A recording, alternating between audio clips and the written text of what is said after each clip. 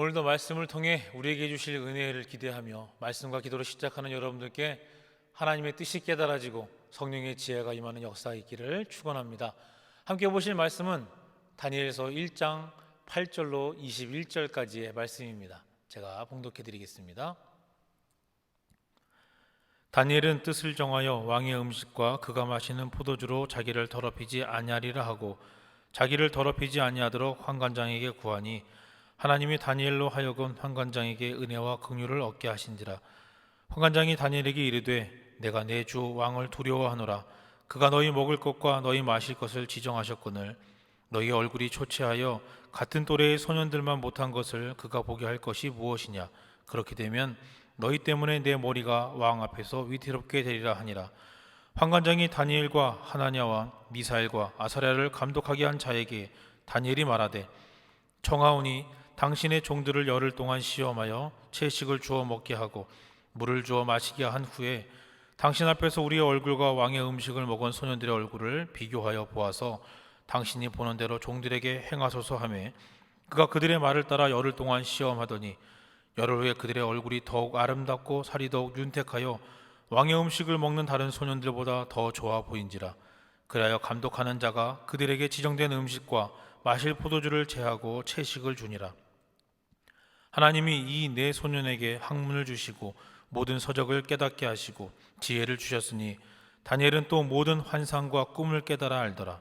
왕이 말한 대로 그들을 불러들일 기한이 찼으므로 환관장이 그들을 느부갓네살 앞으로 데리고 가니 왕이 그들과 말하여 보매 무리 중에 다니엘과 하나냐와 미사엘과 아사랴와 같은 자가 없으므로 그들을 왕 앞에 서게 하고 왕이 그들에게 모든 일을 묻는 중에 그 지혜와 총명이 온 나라 박수와 술객보다 10배나 나은 줄을 아니라.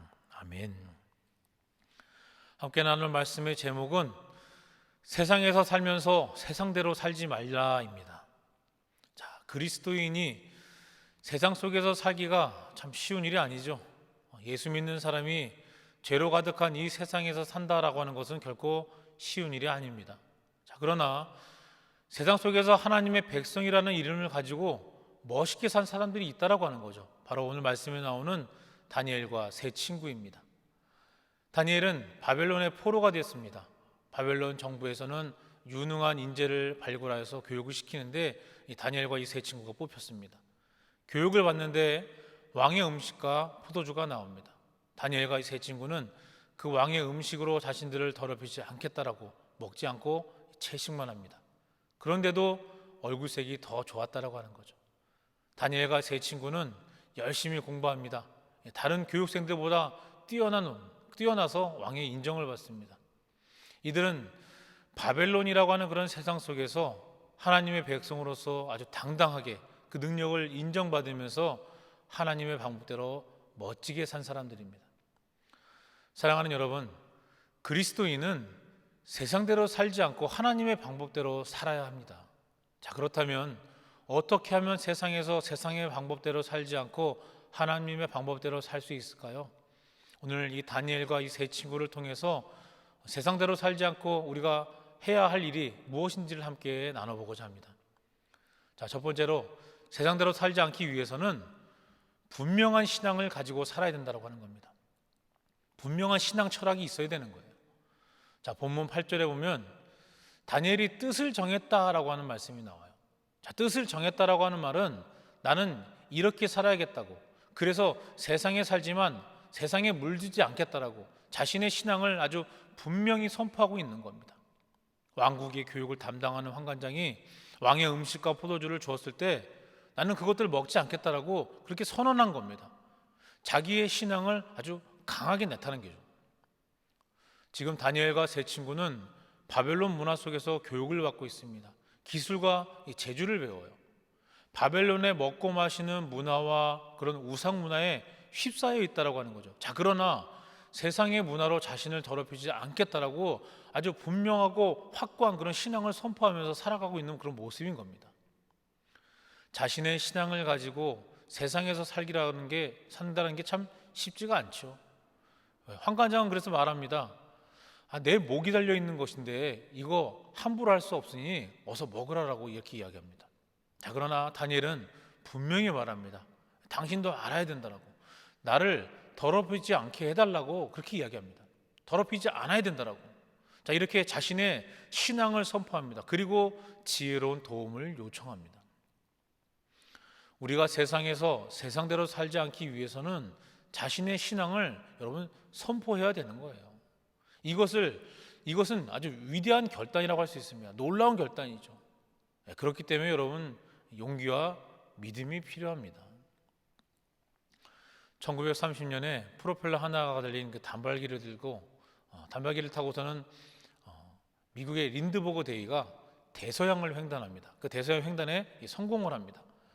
영웅이 된 거죠. 그가 영웅이 돼서 파리를 방문했는데, 파리를 방문했을 때 정말 수십만 명의 인파가 몰려들었습니다. 이때 한 담배 회사의 사장님이 광고 사진을 찍을 수 있는 그런 좋은 기회다 생각을 하고 린드버그에게 담배 하나를 주면서 손에 끼워도 좋고 입에 물어도 좋으니까 포즈 한 번만 잡아달라고, 포즈 한 번만 잡아주면 5만 불을 주겠다라고 이렇게 제안을 했습니다. 그 당시 5만 불이면 지금도 큰 액수인데 그 당시면 정말 대단한 액수인 거죠. 담배 회사 사장이 엄청난 제안을 했지만 린드버거는 그것을 거절했는데요. 뭐라고 거절했냐면, 사장님, 저는 세례교인입니다 라고 하는 말로 거절했다고 합니다. 이 말이 파리 신문에 기사로 났어요. 그 말을 듣고 당시에 아주 경건한 그리스도인들이 얼마나 감동을 받았던지 그들이 성금을 모아서 5만 불의 2배인 10만 불을 린드버그에게 격려금으로 전달했다고 합니다. 자, 여러분, 우리가 세상에서 세상의 방법대로 끌려가는 이유는 무엇 때문일까요? 바로 자기의 신앙을 선포하지 않기 때문에 그런 거예요. 어디 가서 나는 믿는 사람이라고, 그리스도인이라고 말하지 않기 때문인 거죠. 더 큰 문제는 자기 신앙을 가지고 있지 않기 때문인 겁니다. 그러면 여러분 무너지는 거예요. 여러분 분명한 자기의 신앙을 설정해야 되는 겁니다. 신앙 철학이 있으셔야 되는 거예요. 다니엘이 뜻을 정하여 자신의 신앙을 선포하고 살아갈 때 하나님께서 도우시는 겁니다. 하나님이 환관장에게 긍휼을 베풀어 주시는 거죠. 우리가 분명한 신앙을 가지고 살면 하나님께서 그 방법대로 살도록 도와주시는 겁니다. 여러분 이 사실을 꼭 기억하시기 바랍니다. 자, 두 번째로 세상에서 세상대로 살지 않기 위해서는요, 하나님의 방법에 위대한 능력을 보여줘야 되는 겁니다. 하나님의 방법에 그런 그 위대한 능력을 여러분 보여줘야 돼요. 본문 12절에 다니엘과 세 친구가 먹지 않겠다고 하자 환관장이 말을 합니다. 채소만 먹어서 얼굴이 초췌하면 너희 때문에 내 목숨이 위태로울 수 있으니까 꼭 먹으라고, 다 먹으라고 부탁을 하죠. 자, 그러나 다니엘은 환관장에게 다시금 제안을 합니다. 당신의 종들과 우리가 열흘 동안 채식을 주워 먹게 해서 열흘 후에 어떻게든 한번 비교해보자, 시험해보자라고 하는 거죠. 다니엘이 도전을 하는 거죠. 결과가 어떻게 나왔죠? 본문 15절에 그들의 얼굴이 더 아름답고 살이 더욱 윤택했다라고 말씀합니다. 이렇게 살아계신 하나님의 능력을 여러분 보여주셔야 된다고 하는 거예요. 세상에서 세상대로 살지 않고 하나님의 방법대로 계속해서 살 수 있는 길은 하나님의 방법대로 살면 위대한 일이 벌어진다라고 하는 그런 증거를 여러분 보여주셔야 된다고 하는 겁니다. 하나님의 방법의 그 위대한 능력을 보여주셔야 된다고 하는 거예요. 1924년 파리 올림픽 때 100m 달리기 결승전 경기가 언제 열렸냐면 이게 주의로 잡힌 겁니다. 아주 강력한 우승 후보였던 영국의 에릭 리는 결국 출전을 포기합니다. 주일은 경기를 하지 않겠다라고, 예배 드리는 일이 더 중요하다라고 그렇게 이야기를 한 거예요. 주일 성수를 위한 에릭 리의 결단에 영국 국민들의 반응이 어땠을까요? 조국을 배반한 자라고, 아주 옹졸한 신앙인이라고 비난을 했습니다. 자, 그러고는 며칠 후에 에릭 리가 400m 달리기 경기에 출전했습니다. 이 400m는 이 에릭 리의 주종목이 아닙니다. 자, 근데 에릭 리는 처음부터 무서운 속도로 질주를 합니다. 400m 경기라고 하는 게 초반부터 빨리 달리면 지치거든요. 자, 근데 역시나 관중들이 걱정스러운 표정으로 이들을 지켜봤습니다. 저렇게 달리다간 정말 심장이 터질지도 모르겠다라고. 자, 그러나 에릭 리는 모든 예상을 다 뒤엎고 세계 신기록으로 400m의 금메달을 차지합니다. 자, 이제 기자들이 우승 소감을 묻죠. 자, 우승 소감을 묻자 그가 뭐라고 대답을 했냐면, 처음 200m는 내가 뛰었고 나머지 200m는 하나님이 직접 달리셨습니다 라고 대답했습니다. 영국인들은 에릭 리의 용기와 이 투철한 신앙에 모두가 다 박수를 보냈다고 합니다. 여러분, 세상에서 하나님의 방법대로 계속 살기 위해서는 하나님의 방법대로 살면 저런 놀라운 일이 일어나는구나 하고 그들이 감탄할 수 있도록 그 증거를 보여줘야 된다라고 하는 겁니다. 그렇게 증거를 보여줄 수 있는 여러분들이 되시기를 간절히 바랍니다. 사랑하는 여러분, 세상에 하나님의 위대한 능력을 보여주면서 살기 위해서는요, 결국 이런 믿음이 있어야 됩니다. 하나님을 전적으로 믿는 믿음이 있을 때 하나님의 능력을 보여줄 수 있는 겁니다. 결국 믿음으로 살 때 세상의 방법을 극복할 수 있는 겁니다. 이제 세상에서 하나님의 능력을 보여줘야 할 때입니다. 하나님의 방법의 위대함을 보여주시기 바랍니다. 하나님의 놀라운 능력을 보여주는 여러분들이 되시기를 간절히 바랍니다. 마지막 세 번째로, 세상에서 세상대로 살지 않기 위해서는요, 실력으로 세상 사람들을 압도해야 합니다. 세상에서 세상대로 살지 않기 위해서는 내가 실력이 있어야 된다고 하는 거예요. 내가 실력이 있고 능력이 있어야 세상대로 살지 않고 하나님의 방법대로 살 수 있다고 하는 이야기입니다. 바벨론 왕이 교육생들을 평가를 합니다. 다니엘과 세 친구를 평가하는 그런 시간이 다가온 거죠. 자, 19절 20절에 뭐라고 말씀합니까?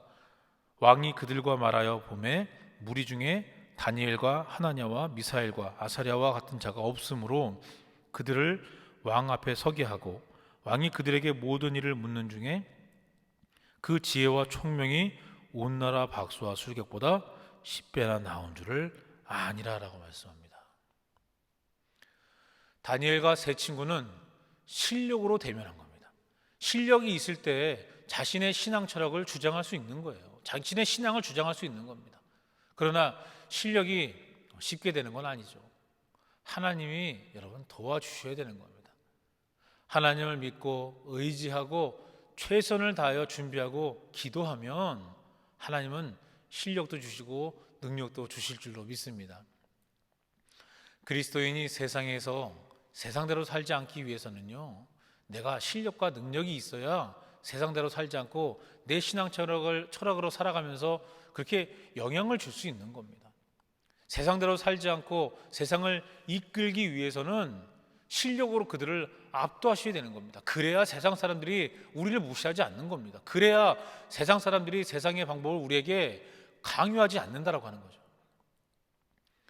우리가 사는 세상은 사람을 실력으로 평가합니다. 실력이 없는 자는 파워가 없다라고 하는 거죠. 실력이 없으면 우리는 세상대로 그냥 끌려갈 수밖에 없는 거예요. 그래서 우리는 세상에서 세상대로 살지 않기 위해서 여러분, 그래서 공부하시는 거고 그렇게 실력을 길러야 되는 겁니다. 실력이 있는 자가 그 사회에서 영향력을 끼칠 수 있고요, 자신의 신앙으로 살 수 있는 거예요. 그래서 그리스도인들은 재주와 어떤 전공과 학문 분야에 있어서 아주 탁월한 실력을 갖춰야 됩니다. 여러분, 우리가 세상에서 살 때 세상의 방법으로 살지 않기 위해 이젠 더욱 자신의 실력을 기르시기를 바랍니다. 실력 있는, 능력 있는 크리스찬이 되시기를 간절히 바랍니다. 그래서 우리가 세상에서 살지만 세상대로 살지 않고 하나님의 방법대로 사는 그런 멋있는 크리스찬들이 다 되시기를 간절히 바랍니다. 사랑하는 여러분, 우리는 분명 이 세상을 떠나서는 살 수가 없습니다. 우리가 이 세상에서 사는 날 동안에 세상의 문화와 공동체를 떠날 수가 없다라고 하는 거죠.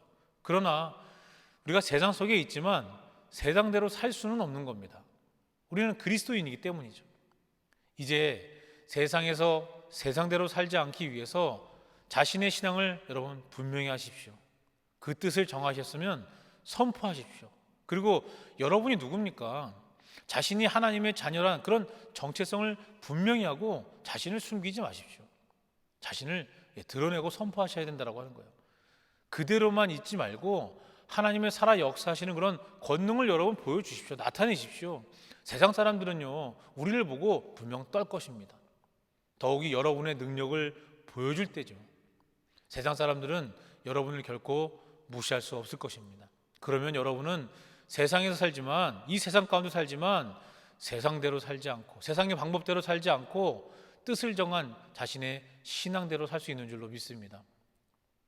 세상의 방법대로 살지 않고 하나님의 방법대로 살 때 하나님께서 여러분의 삶을 끝까지 책임져 주실 줄로 믿습니다.